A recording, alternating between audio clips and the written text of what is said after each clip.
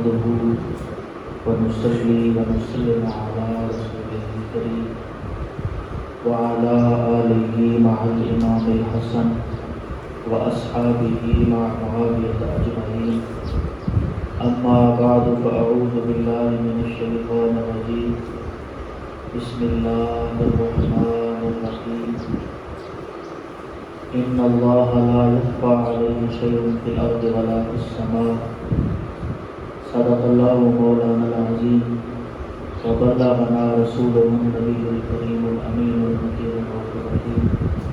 ونحن على ذلك لمن الشاهدين والشاكرين والحمد لله رب العالمين.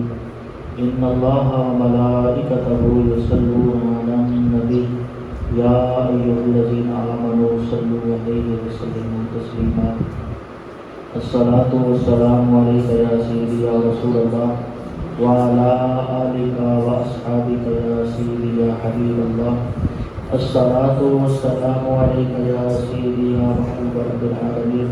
وعلى آلك وأصحابك يا سيدي يا خاتم الأنبياء والمعصومين. اللہ تبارک و تعالی جل جلالہ کی حمد و ثنا اور حضور نبی کریم رؤوف الرحیم صلی اللہ علیہ وآلہ وسلم کی بارگاہ بے کس پناہ کے اندر ہدیہ درود و سلام عرض کرنے کے بعد دعا ہے کہ اللہ تعالیٰ میری زبان پر کلمۃ الحق جاری فرمائے اور اللہ رب العزت سن کے سمجھنے کی، عمل کرنے کی اور قرآن و سنت کے مطابق عقیدہ اور نظریہ رکھنے کی توفیق نصیب فرمائے. آج کے درس حدیث اور درس فقہ کے اندر انشاءاللہ تعالی کچھ چیزیں سیکھنے کا ہمیں موقع میسر آئے گا. تو آج کے درس میں درس فقہ چونکہ تھوڑا سا لمبا ہوگا، اس لیے آج کے درس میں درس عقائد نہیں دیا جائے گا. انشاءاللہ تعالی تو اگلے ہفتہ وار پروگرام میں اس کو شامل کیا جائے گا تاکہ وقت کو جتنا کم سے کم کیا جا سکے. آج ہم تیمم کے بارے میں پڑھیں گے کہ تیمم کیا چیز ہے اور تیمم کب کر سکتے ہیں، کب نہیں کر سکتے، اور اس کا طریقہ کار کیا ہے. تو آج کے درس میں کوشش کریں گے کہ تیمم کے متعلق اگرچہ ایک بہت لمبا یہ چیپٹر ہے لیکن ضروری چیزیں جو ہیں وہ ہم آج کے درس میں پڑھ لیں گے انشاءاللہ تعالی. تیمم در حقیقت یہ وضو کا خلیفہ ہے. یہ وضو کا خلیفہ سے کیا مطلب ہے؟ کوئی بھی بادشاہ ہو اس کا خلیفہ ہوتا ہے. مسئلہ یہ ہوتا ہے کہ اگر بادشاہ وقت پر موجود نہ ہو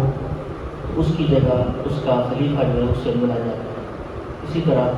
اگر کوئی پیر صاحب نہ ہو تو اس کے خلیفے سے ملا جاتا ہے، یا پھر پیر صاحب فوت ہو جائیں تو پھر پوچھا جاتا ہے کہ انہوں نے خلافت اپنی کس کو دی ہے یا اپنا خلیفہ کسے بنایا ہے. تو مطلب یہ ہوتا ہے کہ پیر صاحب کے فوت ہو جانے کے بعد یا یہاں پر موجود نہ ہونے کی صورت میں جتنے بھی معاملات پیر و مرشد کے تھے وہ خلیفہ سے اب حل کروائے جائیں. تو اب جتنی عبادات ہم وضو کے ذریعے یا غسل کے ذریعے ہم نے ادا کرنی ہوتی تھی، اگر وضو اور غسل نہیں ہو سکتا، کسی مجبوری کی وجہ سے وضو اور غسل پر ہم قادر نہیں ہیں، ہم کر نہیں سکتے، یا ہم وضو اور غسل کر تو سکتے ہیں لیکن پانی موجود ہی نہیں ہے، تو اس صورت میں وضو اور غسل کی جگہ پر تیمم کیا جاتا ہے. تیمم تو یہ تیمموا صعیدا طیبا، قرآن مجید کی اس آیت سے تیمم کا ثبوت ملتا ہے. اللہ تبارک و تعالی ارشاد فرماتا ہے کہ اگر تم پانی نہ پا سکو یا پانی کے استعمال پر تمہیں قدرت نہ ہو تو پھر تمہیں چاہیے کہ پاک مٹی کے ساتھ تم تیمم کرو. پاک مٹی کے ساتھ تیمم کرنے کی اجازت ہے. تو اب یہ چند صورتیں ہیں کہ جن کے اندر تیمم کرنا جائز ہوتا ہے. کچھ صورتیں ہوں گی اگر وہ پائی جائیں گی تو پھر ہم تیمم کر سکتے ہیں، ورنہ ہم تیمم سے ایسے کر ہی نہیں سکتے. پہلی صورت یہ ہے کہ ایسی بیماری ہو کہ وضو یا غسل سے اس کے بڑھنے یا دیر میں اچھا ہونے کا صحیح اندیشہ موجود. ایسی بیماری ہے، وضو کرتے ہیں یا غسل کرتے ہیں تو یا تو یہ بیماری بڑھ جائے گی یا پھر ایسا ہوگا کہ پہلے 2 دن میں ٹھیک ہونی تھی تو اب 1 ہفتہ بعد ٹھیک ہوگی. ایسی مرض ہے کہ اس کے بڑھنے کا یا پہلے جلدی آرام آ جانا تھا لیکن اب وضو یا غسل کی وجہ سے دیر سے آرام آئے گا. اگر ایسی بیماری ہے تو پھر جو ہے وضو کی جگہ یا غسل کی جگہ تیمم کیا جا سکتا ہے. دوسری صورت یہ ہے کہ وہاں پر جہاں ہم نے وضو کرنا تھا چاروں طرف 1 میل تک پانی کا پتہ نہیں ہے. چاروں طرف ہر طرف میں 1 میل تک پانی موجود نہیں ہے اور انسان کو یقین ہے کہ 1 میل تک نہیں ہے، باقی آگے کا پتہ ہے یا نہیں، لیکن 1 میل تک بندے کو پتہ ہے کہ 1 میل تک پانی نہیں ملے گا. یا اس علاقے کا انسان اسی جگہ کا ہے یا پھر غالب گمان کے مطابق وہ اندازہ کرے گا کہ 1 میل تک پانی موجود نہیں ہے تو وہاں پر بھی وضو کا فرض ہے تو پھر بھی اس کی جگہ تیمم کیا جا سکتا ہے. اگر غسل فرض ہے تو اس کی جگہ پر بھی تیمم کیا جا سکتا ہے. اور تیسری صورت یہ ہے کہ پانی بھی موجود ہے اور انسان بیمار بھی نہیں ہے لیکن سردی اتنی زیادہ شدید ہے، بعض اوقات سال کچھ مہینے ایسے آتے ہیں کہ سردی انتہائی شدید ہوتی ہے اور وہ اس کے پاس ایسے انتظامات بھی نہیں ہیں کہ نہا لے گا تو فوراً پھر سردی کا جو ہے وہ نعم البدل تلاش کر لے گا، سردی کا جو ہے وہ توڑ تلاش کر لے گا. مثلا اگر آدھی رات کو اسے وضو کرنا پڑ جائے یا نہانا پڑ جائے پھر اس کے بعد اس کے پاس بستر ہی نہیں ہے کہ جس کے اندر وہ آرام کرے اور سردی کو دور کر سکے. ایسی اگر صورت حال ہے کہ بعد میں اس کو سردی ختم کرنے کا اس کے پاس کوئی انتظام بھی نہیں ہے موجود تو پھر اس صورت میں بھی تیمم کیا جا سکتا ہے. اتنی زیادہ شدید سردی ہے اگر اس نے غسل کر لیا تو بعد میں اس کے پاس کوئی گرم کپڑا بھی نہیں ہے اور کوئی بستر بھی اس کے پاس موجود نہیں ہے. اگر یہ تیمم کی بجائے غسل کرے گا یا وضو کرے گا تو سردی بہت زیادہ شدت اختیار کر جائے گی اور پھر بخار کا یا زیادہ خراب ہونے کا تو بعض اوقات فالج وغیرہ یا ہارٹ اٹیک کے بھی مسائل ہوتے ہیں سردی کی وجہ سے، تو وہ اگر خطرہ ہے تو پھر اس صورت میں بھی تیمم جائز ہے. یا پھر باقی کافی ساری صورتیں ہیں ان کو خلاصے کے طور پر ایک ہی صورت میں ہم عرض کر دیتے ہیں کہ اگر پانی موجود ہے اور پانی کو استعمال کرنے والا وہ بیمار بھی نہیں ہے لیکن وہ پانی کو استعمال نہیں کر سکتا، پانی سامنے موجود ہے. مثلا اگر جنگل میں موجود ہے اور وہاں پر کنواں بھی موجود ہے، کنویں کا پانی بھی موجود ہے، نہ اس کے پاس رسی اور ڈول ہے اور نہ ہی کنویں پر موجود ہے، اب پانی تو سامنے موجود ہے، اس کو مرض بھی نہیں ہے، سردی بھی نہیں ہے، کوئی ایسا مسئلہ ہی نہیں ہے لیکن یہ پانی نکال ہی نہیں سکتا. ایسی صورت میں بھی تیمم کی اجازت دی گئی. یا اس طرح کی اور صورتیں بھی ہو سکتی ہیں. مثلا سفر میں 2 ساتھی اکٹھے ہیں اور ایک کے پاس پانی ہے اور دوسرے کے پاس نہیں ہے. اس نے دوسرے ساتھی سے مانگا کہ وضو کا وقت ہے، میں نے نماز پڑھنی ہے، وضو کرنا ہے تو آپ مجھے اپنا پانی دے دیں. اگر وہ آگے سے منع کر دیں کہ میں نہیں دیتا تو پانی تو سامنے موجود ہے لیکن وہ لے ہی نہیں سکتا، وہ اس کی بل کے. اس طرح کی اور بھی کچھ صورتیں بن سکتی ہیں کہ پانی تو سامنے موجود ہے لیکن بندہ حاصل ہی نہیں کر سکتا. یا نلکا بندے کا گھر میں موجود ہے لیکن بندے کو پتہ ہے کہ فلاں ایک چیز ہے اس میں پرزہ ڈالنا ہے تو یہ ٹھیک ہو جائے گا، چھوٹا سا کام ہے لیکن وہ مستری کے بغیر نہیں ہو سکتا. مستری کو ابھی دیر ہے، اتنی دیر تک نماز کا وقت چلا جائے گا تو وہ مستری کے آنے سے پہلے مکینک کے آنے سے پہلے تیمم کر کے نماز پڑھنا جائے گا. اس طرح کی اور بھی سوچ کر صورتیں بنائی جا سکتی ہیں کہ پانی سامنے موجود ہے، استعمال کرنے پر بھی ہم قادر ہیں، کوئی مریض بھی ہم نہیں ہیں، سردی کی شدت بھی نہیں ہے لیکن ہم پانی کو حاصل نہیں کر سکتے تو اس صورت میں تیمم کرنا جائز ہے. باقی 2 صورتیں ایسی ہیں کہ انسان کے سامنے پانی موجود ہے، بندہ حاصل بھی کر سکتا ہے، پانی کو حاصل بھی کر سکتا ہے. مثلا سامنے ٹوٹی لگی ہے وہاں پر بندہ وضو کر سکتا ہے لیکن اس کے باوجود تیمم کرنا جائز ہے. وہ 2 صورتیں ہیں سب. ایک ایسی صورت ہے کہ جنازہ بالکل تیار ہے اور جو وضو جس بندے نے کرنا ہے وہ میت کا وارث بھی نہیں ہے، میت کا ولی بھی نہیں ہے۔ اگر یہ جنازے سے رہ جائے گا تو دوبارہ جنازہ نہیں پڑھوا سکتا، کیونکہ میت کا ولی جو ہے اگر وہ خود جنازے میں شامل ہو جائے یا اس کے اجازت کے ساتھ جنازہ پڑھا جائے تو دوسرا جنازہ پڑھنا جائز نہیں ہے۔ تکرار نماز جنازہ صرف اس صورت میں ہے کہ ولی کی اجازت کے بغیر پڑھا جائے اور وہ خود شرکت بھی نہ کرے، تو دوبارہ اگر ولی چاہے، میت کا ولی جو ہے وارث جو ہے ولی اقرب، وہ چاہے تو دوبارہ جنازہ پڑھا سکتا ہے۔ لیکن اب اس نے جنازے میں شامل ہونا ہے، یہ اس کا کچھ بھی نہیں لگتا۔ اگر سامنے اب وضو خانہ بھی موجود ہے، ٹوٹی بھی موجود ہے، نلکا بھی موجود ہے، لیکن وضو کرتا ہے تو جنازے سے رہ جائے گا۔ اس صورت میں چلتے چلتے دیواروں پر ہاتھ مار کے اس طرح بھی عرض کیا جائے گا، تیمم جلدی جلدی کر کے جنازے میں شامل ہو سکتا ہے، اس طرح بھی تیمم کرنا جائز ہے۔ اور دوسری صورت کیا ہے کہ عیدین کی نماز، عیدین کی دونوں عیدوں کی نماز، عید الاضحیٰ اور عید الفطر کی نماز کے اندر اگر یا تو سارے امام اور مقتدی مل کر اتنی دیر ہو چکی ہے کہ زوال کا وقت جو ہے وہ داخل ہونے والا ہے، اور اگر وضو کرتے ہیں سارے تو زوال کا وقت داخل ہو جائے گا، تو پھر سب کو اجازت ہے کہ تیمم کر کے جلدی جلدی نماز عید الفطر یا عید الاضحیٰ ادا کریں۔ یا پھر ایسا ہے کہ امام کا بھی وضو ہے، باقی بھی مقتدی ساتھ میں ملے ہوئے ہیں، وہ نماز عید ادا کر رہے ہیں، لیکن یہ جو بندہ بعد میں آیا ہے اس نے وضو بھی کرنا ہے، لیکن اس نے اندازہ کیا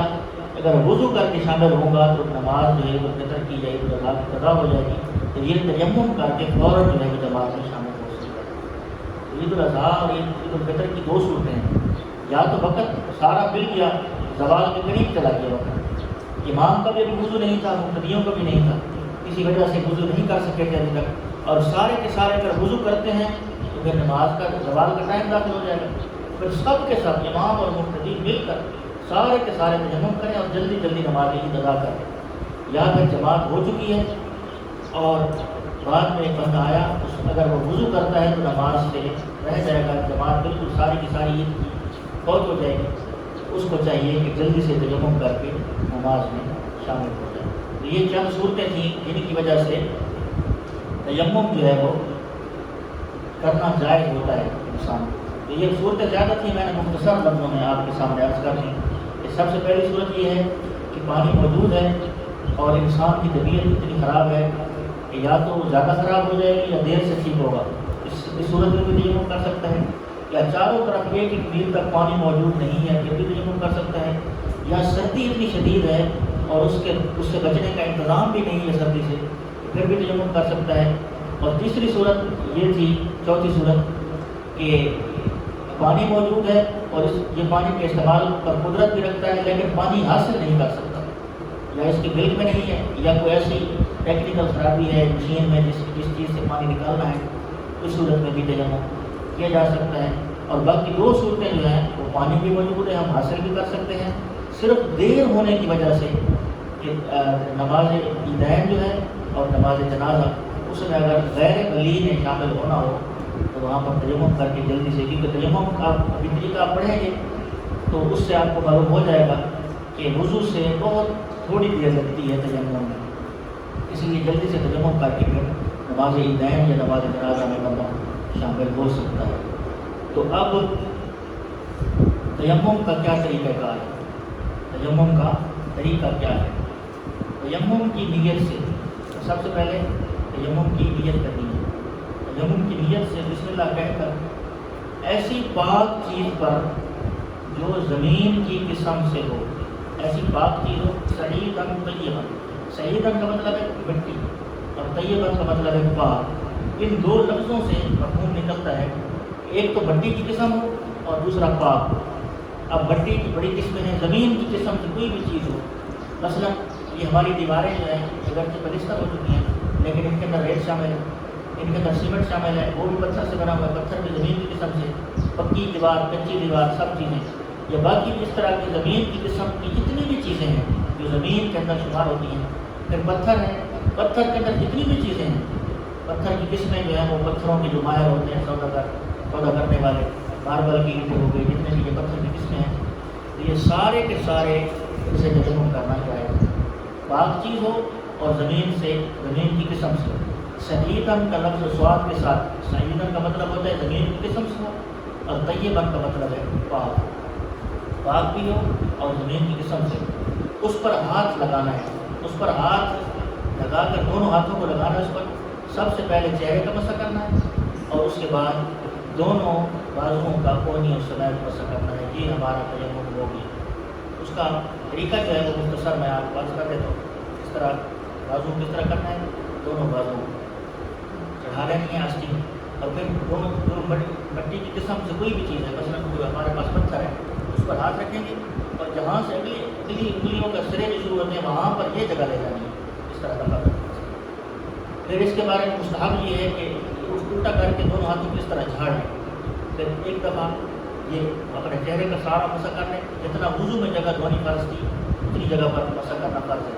پھر دوسری دفعہ دوبارہ ماریں گے، یہ دو دفعہ مار کے اس طرح کر کے پھر اس کو جھاڑ دینا ہے مٹی، اور پھر اس طرح تاکہ سارے ناخنوں سمیت پورے جو ہے وہ دونوں ہاتھوں کا مسح ہو جائے اس طرح۔ تو یہ اس طرح تیمم ادا ہو گیا۔ تو آج یہ تیمم کے بارے میں ہم نے پڑھ لیا کہ کس صورت میں جائز ہوتا ہے، تیمم کا طریقہ بھی پڑھ لیا۔ آخری چیز جو تیمم کے اندر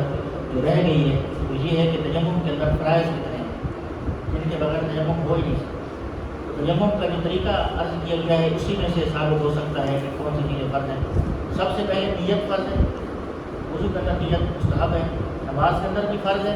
نیت، اور تیمم کے اندر بھی نیت فرض ہے۔ پہلا فرض کون سا ہے؟ نیت کرنا، اور دوسرا چہرے کا مسح کرنا، اور تیسرا اپنے بالوں کا کونی سمیت مسح کرنا۔ یہ تین فرض ہیں تیمم کے اندر۔ اللہ تبارک و تعالی ہمیں شریعت مطہرہ کا علم حاصل کرنے اور اس کے مطابق عمل کرنے کی توفیق نصیب فرمائے۔ آج کے درس حدیث کے سلسلے میں آج کا جو موضوع ہے وہ ہے باب المراقبہ۔ باب المراقبہ، مراقبہ یا لفظ رقیب بولا جاتا ہے۔ مراقبہ کا لفظی معنی ہوتا ہے ایک دوسرے پر نظر رکھنا، ایک دوسرے پر نظر رکھنا۔ تو باب المراقبہ کا مطلب یہ ہے کہ جس طرح اللہ تبارک و تعالیٰ کی رحمتیں ہماری طرف ہمیشہ متوجہ رہتی ہیں، جس طرح اللہ تبارک و تعالیٰ کی رحمتیں ہمیشہ ہماری طرف متوجہ رہتی ہیں، ہمیں بھی اللہ تبارک و تعالیٰ کے احکام کی طرف اسی طرح نظر کرنی چاہیے کہ جس طرح اللہ تعالیٰ کی نظر کرم ہم پر ہے، اسی طرح ہمیں چاہیے کہ ہم سوچیں اور چھوٹی چھوٹی چیز بھی جو جناب والا قرآن و سنت کے معاملے میں چھوٹی چھوٹی چیز جس سے اللہ تعالیٰ نے منع فرمایا ہم اس سے رک جائیں، اور چھوٹی سے چھوٹی چیز جو اللہ تعالیٰ نے جس کے کرنے کا حکم عطا فرمایا اس کو ضرور اس پر عمل کرنے کی وہ کوشش ہم کریں۔ تو اس سلسلے میں اللہ تبارک و تعالیٰ کا فرمان ہے، اللہ تعالیٰ ارشاد فرماتا ہے ان اللہ لا یخفی علیہ شیء فی الارض ولا فی السماء، کہ اے لوگوں اللہ تعالیٰ پر نہ زمین میں اور نہ ہی آسمان میں کوئی چیز چھپی ہوئی ہے۔ اللہ تعالیٰ زمین اور آسمان کی ہر چیز کو جانتا ہے، اور اس کی یہ شان ہے علیم بذات الصدور، جو سینوں کے اندر چھپے ہوئے رازوں کو بھی وہ جانتا ہے۔ اور اللہ تبارک و تعالیٰ ارشاد فرماتا ہے یعلم خائنۃ الاعین وما تخفی الصدور، اگر تم آنکھ کے ساتھ کسی کو اشارہ کرو گے اور آنکھ کے اشارے کے ساتھ بھی خیانت کرو گے، اللہ فرماتا ہے یعلم، اللہ جانتا ہے جس نے آنکھ کے ساتھ خیانت کی ہے، وما تخفی الصدور، اور تمہارے سینے جو چیزیں چھپائے کرتے ہیں تم دنیا والوں سے چھپا سکتے ہو لیکن اللہ رب العزت سے نہیں چھپا سکتے۔ اللہ تبارک و تعالیٰ ہر چیز کا جو ہے جاننے والا ہے، اور یہی چیز ہمیں اللہ تعالیٰ کے احکام اور اللہ تعالیٰ کی نواہی، اللہ تعالیٰ کی منع کردہ چیزیں اور اللہ تعالیٰ کے احکام کی طرف یہی چیز ہمیں متوجہ کرتی ہے کہ اللہ سب کچھ جانتا ہے۔ اگر اللہ کی رضا ہمارے مد نظر ہو تو ہم جب بھی اچھا عمل کریں گے تو ہم یہی سمجھیں گے کہ اللہ تبارک و تعالیٰ ہمیں دیکھ رہا ہے، اور اچھا عمل کرنے کے نتیجے میں اللہ تعالیٰ کی رضا ہمیں حاصل ہو۔ اور اگر کوئی بھی برا کام ہم کرنے لگے اللہ تعالیٰ کی ناراضگی کا، تو ہمارے سامنے جب یہ بات ہوگی کہ ہماری ہر چیز اللہ تعالیٰ دیکھ رہا ہے، ہمارا ہر کام اللہ دیکھ رہا ہے، تو ہمیں اس سے مدد ملے گی اس چیز میں کہ اللہ تبارک و تعالیٰ جب دیکھ رہا ہے اس کی نافرمانی سے مجھے باز رہنا چاہیے۔ تو اس سلسلے میں نبی کریم رؤوف الرحیم صلی اللہ علیہ وآلہ وسلم کا فرمان جنت نشان ہے۔ متفق علیہ روایت بخاری اور مسلم کی، حضرت سیدنا ابو ہریرہ رضی اللہ تبارک و تعالی عنہ سے روایت ہے کہ اللہ تبارک و تعالی نے 3 بندوں کے آزمانے کا پروگرام بنایا جو بنی اسرائیل میں رہتے تھے، 3 آدمی۔ ایک ان میں سے جو ہے وہ برس کے داغ والا تھا، اس کے جسم پر برس کے داغ تھے، اور دوسرا تھا اقرا، سر کے بال نہیں تھے اس کے، اور تیسرا تھا اعمیٰ، جس کی آنکھیں نہیں تھیں۔ اللہ تعالیٰ نے ان کو آزمایا، اور اللہ تعالیٰ نے اس انداز میں ان کو سمجھایا کہ میں تمہاری ہر چیز دیکھ رہا ہوں، تمہارے سب عمل دیکھ رہا ہوں۔ اللہ تعالیٰ نے اپنے ملائکہ میں سے ایک فرشتے کو ان کی طرف روانہ فرمایا۔ سب سے پہلے وہ جو ہے وہ برس کے داغوں والے کے پاس آیا، پھر اس کے بعد سر کے بال جس کے نہیں تھے، گنجا یعنی اس کے پاس آیا، پھر آخر میں جب وہ اندھے کے پاس آیا، نابینا کے پاس آیا۔ سب سے پہلے فرشتے نے پوچھا اس سے جس کے برس کے داغ تھے کہ اے بندے تو کیا چاہتا ہے؟ اس نے کہا کہ میں یہی چاہتا ہوں کہ میرے برس کے داغ ختم ہو جائیں، اللہ تعالیٰ مجھے اچھا رنگ اور اچھی جلد عطا فرما دے، اور لوگ جو مجھ سے نفرت کرتے ہیں وہ نفرت بھی مجھ سے دور ہو جائے لوگوں سے۔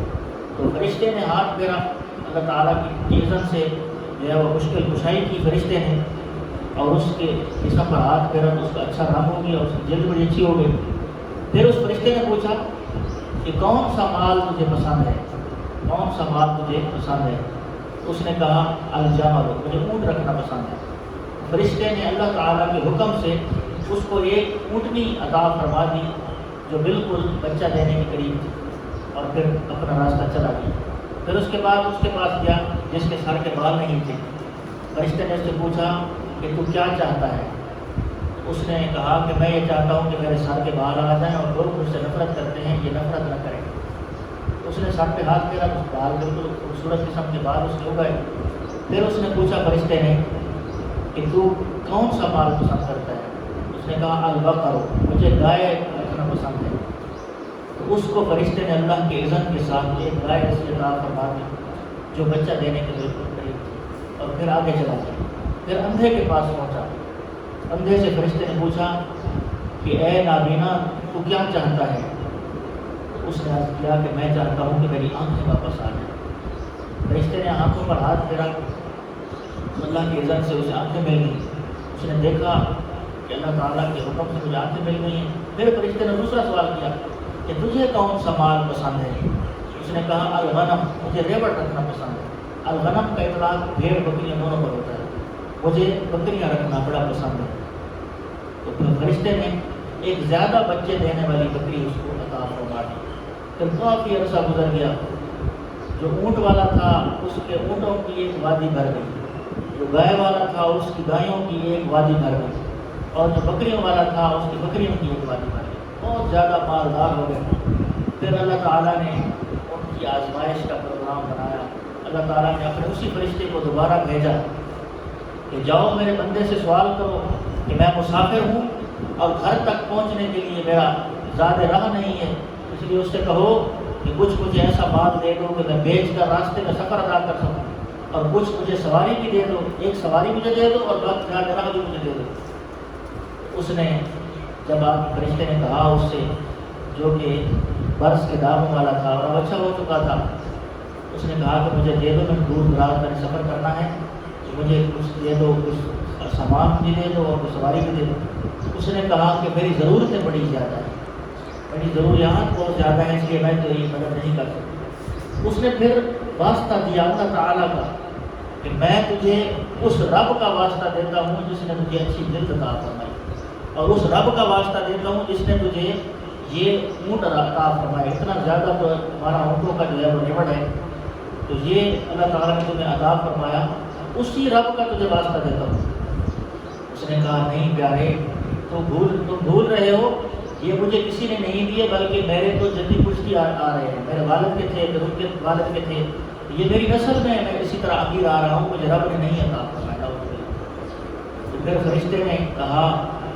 کہ اچھا اگر تو یہی کہتا ہے تو میں دعا کرتا ہوں کہ اللہ تعالیٰ مجھے اپنے حال پر واپس کر دے۔ تو پھر اس نے دیکھا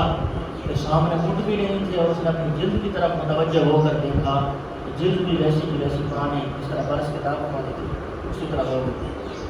پھر وہ گیا اس بندے کے پاس جس کے سر کے بال نہیں تھے، جس کے سر کے بال نہیں تھے۔ اس نے کہا کہ میں مسافر ہوں، میں نے سفر کرنا ہے، ایک دو گائے مجھے دے دو تاکہ میں بیچ کر سواری کا انتظام کر سکوں، اور گھر تک کا خرچہ بھی مجھے دے دو، میں مسافر ہوں، تو یہاں پر جنگل میں بھٹک رہا ہوں، تو میری مدد کرو۔ اس نے بھی کہا کہ ضروریات بڑی ہیں، اخراجات پورے نہیں ہوتے، بڑی بڑی ضروریات ہیں۔ تو نبی کریم صلی اللہ علیہ وسلم نے فرمایا کہ فرشتے نے پھر اللہ کا واسطہ دیا کہ میں تجھے اس رب کے واسطے سے سوال کرتا ہوں جس نے تجھے خوبصورت مال عطا فرمایا، جس نے تجھے ایسا مال عطا فرمایا کہ پوری وادی تیرے مال کی بھر گئی۔ اس نے بھی یہی کہا، اس نے بھی یہی کہا کہ مجھے اللہ نے نہیں دیے بلکہ میں تو جدید مفتی امیر ہوں، میرے تو والد بھی امیر تھے، میرے دادا بھی امیر تھے، تو میری ضروریات بڑی ہیں، اس لیے میں تجھے نہیں دے سکتا۔ تو فرشتے نے دعا دی کہ اگر تو یہی کہتا ہے تو میں دعا کرتا ہوں اللہ تعالیٰ تجھے حال میں پلٹا دے۔ اس کی بھی پھر دوبارہ اسی طرح حالت ہو گئی، اس کی گائیاں بھی بڑھ گئیں اور یہ وہاں سے غائب ہو گئیں، اور اس کے سر کے بال بھی دوبارہ سے ختم ہو گئے، پھر پرانی حالت میں آ گیا۔ پھر فرشتہ پہنچا اس بندے کے پاس جو پہلے نابینا تھا اور اللہ تعالیٰ نے اسے آنکھیں عطا فرمائی۔ تو اس نے عرض کی کہ میں مسافر ہوں، مجھے کچھ بکریاں دے دو تاکہ بیچ کر میں سفر کر سکوں، گھر تک پہنچ سکوں۔ اس نے کہا میں تجھے ضرور دوں گا، میں تجھے ضرور دوں گا، کیونکہ ایک دن تھا کہ میں نابینا تھا، اللہ نے مجھے آنکھیں عطا فرمائی، اور میں غریب تھا، اللہ تعالیٰ نے مجھے اپنی جناب سے مال عطا فرمایا، میں تجھے ضرور دوں گا۔ اور اس نے کہا کہ میں یہ نہیں کہتا کہ تو کتنا لے اور کتنا نہ لے۔ اس نے آخر میں حد کر دی اور کہا کہ میرے رب کے نام پر تو جو بھی مانگے گا میں تیرا ہاتھ نہیں چھوڑوں گا، میرے رب کے نام پر جو بھی مانگے گا، اگر ایک بکری تو رب کے نام پر مانگے گا میں ایک دے دوں گا، اگر تو 10 مانگے گا تو میں 10 دے دوں گا، اگر تو سارے کا سارا ریوارڈ لے کے جانا چاہے تو جس رب نے ایک دفعہ عطا فرما دی ہے وہ دوسری جگہ بھی عطا فرما سکتا ہے، اس لیے میں تیرا ہاتھ نہیں روکوں گا کیونکہ میرے رب نے مجھے عطا فرمایا۔ تو فرشتے نے کہا مال اپنا اپنے پاس سنبھال کے رکھ، فرشتے کے اندر روحانی طاقتیں ہوتی ہیں، میں خود اپنے رب کی بارگاہ میں پہنچ جاؤں گا، تو امتحان میں کامیاب ہو گیا، جس مالک نے تجھے عطا فرمایا تھا اس مالک نے تجھے ہمیشہ کے لیے عطا فرما دیا۔ اس لیے یہ چھوٹی چھوٹی باتیں ہم بندہ سمجھتا ہے کہ بس دولت کی ریل میل میں بندہ بھول جائے گا تو ہمارے امتحانات نہیں آئیں گے۔ اللہ تعالیٰ فرماتے ہیں اللہ لا یخفی علیہ شیء فی الارض ولا فی السماء، تو جنگل کے اندھیروں میں بھی فرشتے کو تو جھوٹ بول سکتا ہے کہ اللہ نے نہیں دیا، میں نے اپنی محنت کی ہے، میں نے تو زمیندارہ کیا ہے، میں نے تو نوکری کی ہے، اس وجہ سے مجھے بات ملا۔ اگر تو نے جو کچھ بھی کیا ہے، جو تمہارے یہ وسیلے ہیں، یہ تمہارے دنیا کے ہیلے ہیں، اصل رزق عطا فرمانے والے رب کی ذات ہے۔ اور ہم نے یہ تجربہ بھی کیا ہے، دنیا کے اندر ایسی مثالیں بھی موجود ہیں کہ ایسے بندے کہ جن کی سعودی عرب کا ایک آدمی تھا، اس کا نام مجھے اب بھول گیا ہے، اس کی پوتی جو تھی، پوتی اتنا امیر آدمی تھا کہ اس کی پوتی نے ضد کر دی کہ مجھے آئس کریم کھانی ہے، اس نے ایک جہاز بھیجا اور دوسرے ملک سے آئس کریم لے آیا، ایسا امیر تھا، لیکن مرنے سے پہلے اللہ تعالیٰ نے اس کا سارا رزق تنگ کر دیا، اور پھر ایسا بھی وقت آیا کہ وہ ایئرپورٹ پر کھڑا تھا، ایک ملک سے دوسرے ملک کی طرف اس نے جانا تھا، اس کے پاس ٹکٹ کے پیسے نہیں تھے، ایک بندے سے وہ سوال کرتا ہے کہ مجھے کچھ جو ہے وہ صدقہ دے دو، کیونکہ میں نے اس ملک سے اپنے ملک کی طرف جانا ہے، میرے پاس ٹکٹ کے پیسے نہیں۔ اس نے جیب سے ٹکٹ کے پیسے نکالے، اس نے کہا میرے دوست نے میرے ذمہ لگایا تھا کہ یہ زکوٰۃ کے پیسے ہیں، کسی حاجت مند کو دے دینا، میرے پاس زکوٰۃ کے پیسے موجود تھے، اب ان زکوٰۃ کے پیسوں سے ٹکٹ خرید لو اور اپنے ملک میں چلے جاؤ۔ یہ ایسے لوگ بھی جو ہے وہ اس حد تک آ سکتے ہیں کہ جن کی بچوں کی آئس کریم لینے کے لیے جہاز جاتے ہوں، وہ جہاز کا مالک تو کیا ایک سیٹ کا بھی مالک نہیں ہے، اپنے کرائے کے بھی پیسے اس کے پاس نہیں، ٹکٹ کے پیسے بھی نہیں ہیں، وہ مانگ کر جو ہے وہ، اس لیے جو ہے وہ یہ باب المراقبہ، یہ انسان کو ہمیشہ اللہ تعالیٰ کی طرف نظر اپنی جو ہے وہ متوجہ رکھنی چاہیے، اور ہمیشہ اللہ تعالیٰ کی بارگاہ میں سے اور اللہ تعالیٰ کی ذات ہی کی طرف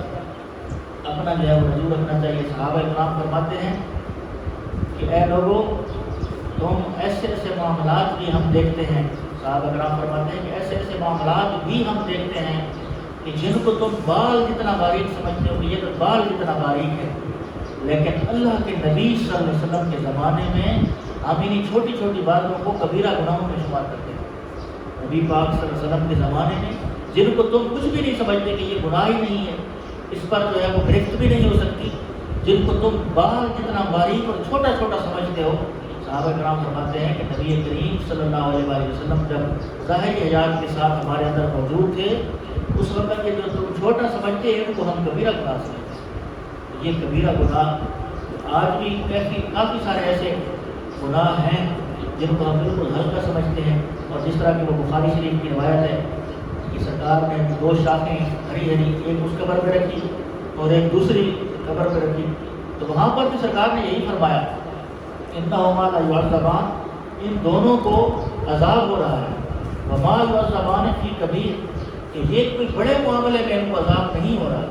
تو بڑے معاملے میں عذاب کا یہ مطلب نہیں ہے کہ وہ گناہ بڑے نہیں تھے، بلکہ اس کی 2 تشریح کی ہیں علماء کرام نے۔ ایک یہ مطلب ہے